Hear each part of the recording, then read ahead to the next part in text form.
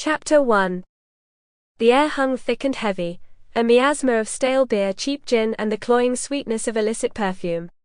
The flickering gas lights cast long, distorted shadows across the back room of the Blue Moon, a speakeasy tucked away in a forgotten alley, its existence known only to a select few.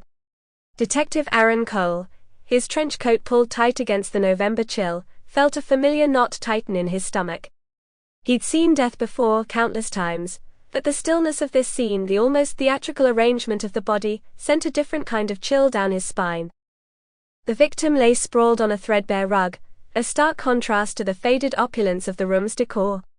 His eyes, wide and vacant, stared up at the low ceiling, the only hint of life remaining a faint, almost imperceptible tremor in his lifeless hand.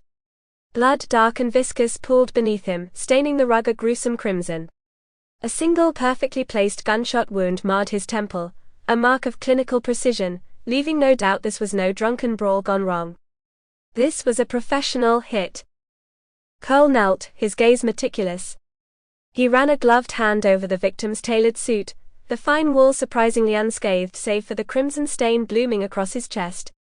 No struggle, no signs of a scuffle. The killer had been swift, efficient, a ghost in the shadows. He checked for any identifying marks or documents, finding a crumpled wallet tucked into the victim's breast pocket. Inside, a single crisp $100 bill, a worn photograph of a woman with laughing eyes, and a business card, Salvatore Sal Moretti, Fine Wines and Spirits. Moretti. The name resonated with a grim familiarity. A notorious bootlegger, known for his ruthlessness and connections to some of the city's shadiest characters.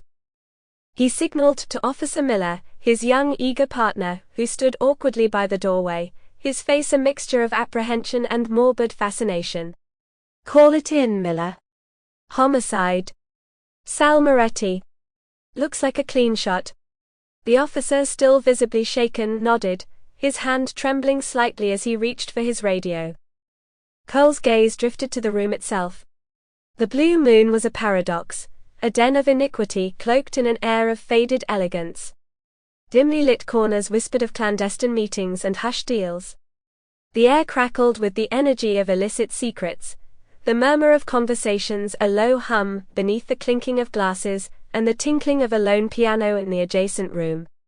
The patrons, a motley crew of gamblers, gangsters, and the city's less savory characters, seemed oblivious to the grim discovery made in the shadows. They continued their conversations, their laughter a jarring counterpoint to the silent tragedy unfolding. Cole began a careful examination. Sample complete. Ready to continue?